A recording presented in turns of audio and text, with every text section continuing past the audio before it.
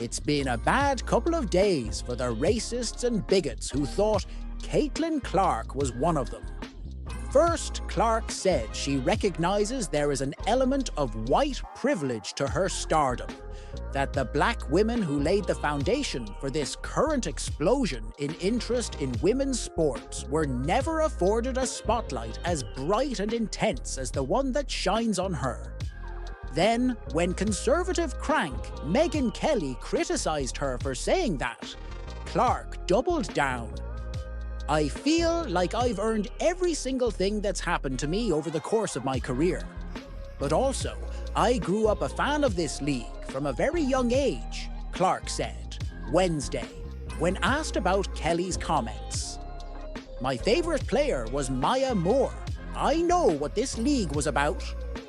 For those unaware, Moore was transcendent when she was running roughshod over the WNBA, leading the Minnesota Lynx to 4 titles in 7 years and winning MVP honors in both the regular season 2014 and WNBA Finals 2013. Add in her Olympic gold medals and her titles and Player of the Year honors at UConn, and she's quite possibly the best there's ever been. But Moore's impact went beyond the court as a cornerstone of the WNBA's social justice efforts. She and the Lynx were among the first athletes to protest the racist policing of black and brown people, and she retired early to work on reversing the wrongful conviction of the man who is now her husband. Clark has talked often of the influence Moore had on her, and it is clear she didn't just mean on the court. Like I said, the WNBA has only been around 25+ years. I know there's been so many amazing black women that have been in this league, and continuing to uplift them I think is very important. That's something I'm very aware of, Clark told Maria Taylor during an interview at the A Year in Time event. Clark was the magazine's Athlete of the Year. Few athletes, especially at a young age, can be as thoughtful or as direct as LeBron James and the US women's national soccer team in calling out hate and the marginalization of minorities. That seemed during the season to include Clark, whose criticism of the racism and homophobia spewed at other WNBA players by some people claiming to be her fans often came only when she was asked directly about it. But if those lowlifes, like the woman who wrote Clark's number on the paper talons she wore to a playoff game to mock black players, thought they had Clark's tacit approval, they are now seeing just how wrong they are. So too those who thought Clark was too naive to understand why what was being done and said in her name was so problematic. She saw it, all of it, and she wants no part of it. "I want to say I've earned every single thing, but as a white person, there is privilege," Clark told Time in the Player of the Year story. A lot of those players in the league that have been really good have been black players. This league has kind of been built on them. The more we can appreciate that, highlight that, talk about that, and then continue to have brands and companies invest in those players that have made this league incredible, I think it's very important. I have to continue to try to change that, she added. The more we can elevate black women, that's going to be a beautiful thing. This isn't self-flagellation, as Kelly sneered. This isn't condescending or fake. This is a young woman recognizing that while, yes, she's worked her ass off to get where she is and deserves every bit of the spotlight she commands, she is also the beneficiary of an American society that continues to give white people primacy. People like Kelly, and unfortunately there are many like her these days, seem to think it's a character flaw to acknowledge that. That if they recognize privilege exists, it means they aren't deserving of what they've accomplished.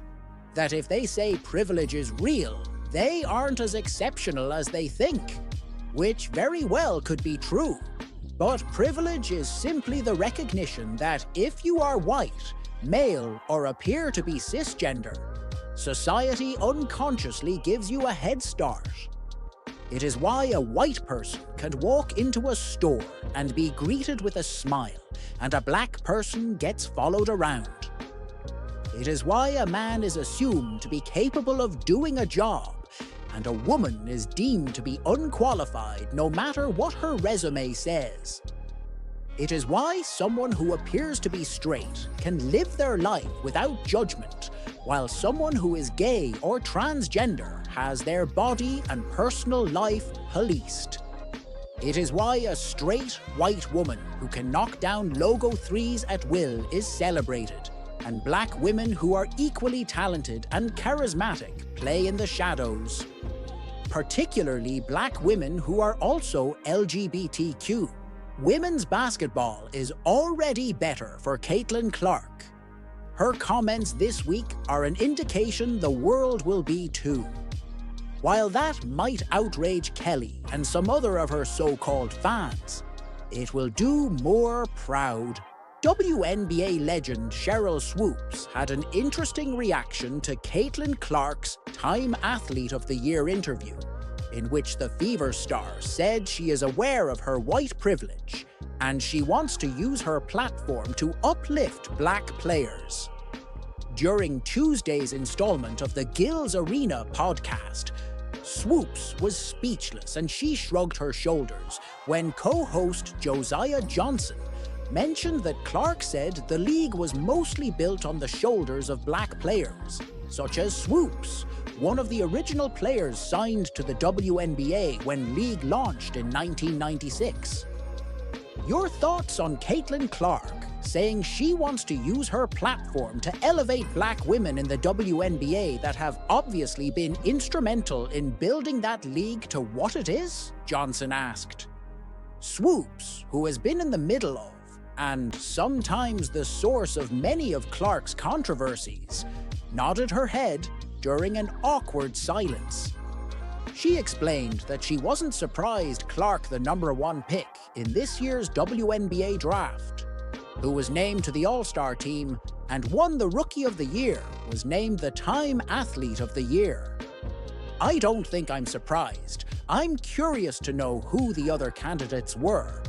But the fact that that's the very first WNBA player to ever win Time Magazine Athlete of the Year, it's pretty special, Swoopes said.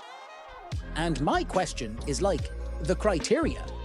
Is it based off her performance on the court? Yeah, she has a great year. Or is it more about the impact that she had on the game this season? I think it's great, not just for her, I think it's great for the league. Everybody talked about recognition that she brought to the W this season, so for her to be Time Magazine Athlete of the Year, I think it's really great for the league.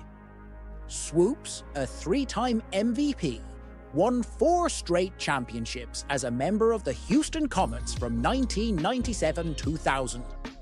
She also won 3 Olympics gold medals with USA Basketball. Clark, in her interview, told Time, "I want to say I've earned every single thing, but as a white person, there is privilege. A lot of those players in the league that have been really good have been black players. This league has kind of been built on them. The more we can appreciate that, highlight that, talk about that, and then continue to have brands and companies invest in those players that have made this league incredible, I think it's very important. I have to continue to try to change that.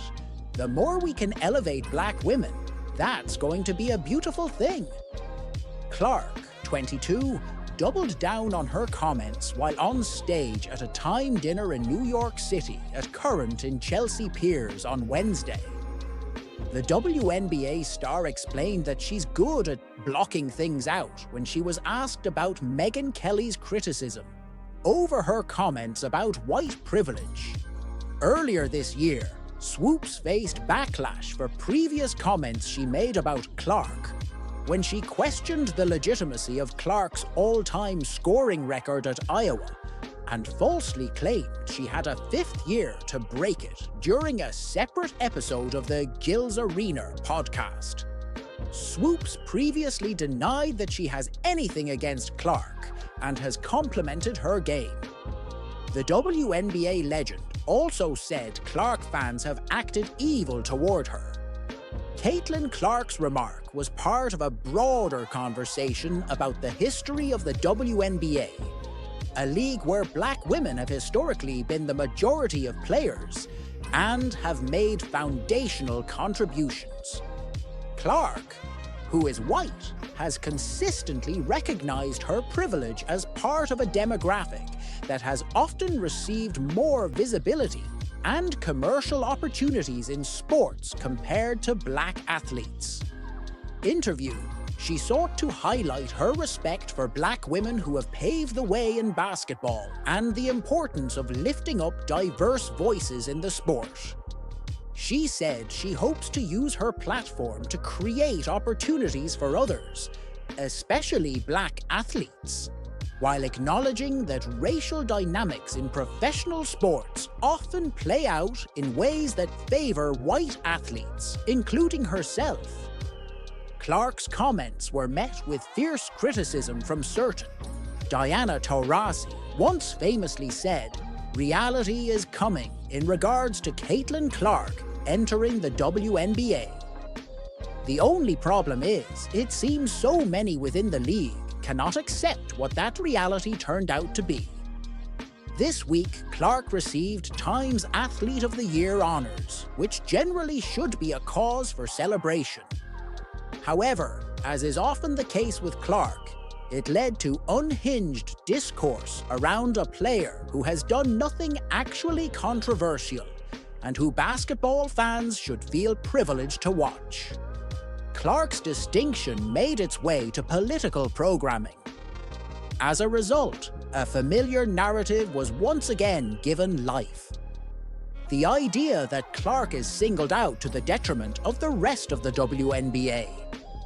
This was expressed by Washington Mystics co-owner Sheila Jackson, who stated that the whole league should have been on the cover of Time, not just Clark. This sentiment is just sad to see at this juncture. Instead of celebrating Clark's achievements, the appearance of resentment persists. When the aforementioned reality shows, not only does Clark deserve to be singled out by any objective metric, but her explosive popularity was also good for all of her peers. That includes Jackson's Mystics, who saw record attendance due to Clark and the Indiana Fever coming to town. And while the 2024 WNBA Rookie of the Year was responsible for nearly half of the league's entire broadcast value according to estimates, the boost that came did not completely dissipate without her presence. In fact, the WNBA Finals went on to record big ratings as well. Women's basketball as a whole has been lifted by Clark's presence. How that is not seen as a good thing for everyone, and instead becomes a roundabout way to shame the individual responsible, is beyond reasonable comprehension. This is not to say players were not previously deserving of coverage. It simply means they are now getting it, thanks to Clark. For instance, it's easy to argue that someone like Aja Wilson has benefited tremendously, given new fans have been exposed to her greatness. There's also a notion, one shared by the Mystics co-owner, that Clark is being propped up more than others with similar abilities. This happens to be another point that does not stand up to scrutiny, since the Fever sensation not only set the all-time NCAA scoring record, but dominated the WNBA in her first season. The attention around her has always been rooted on the basketball court. Surely there are other factors involved in the Caitlin Clark effect. But one cannot deny that it is real, and its reality has been an all-time boost for the entire WNBA. So it's time those resenting it let it go, because the rising tide has indeed lifted all boats. And there's no reason to wish the Clark wave back to shore to attempt to give the ocean praise.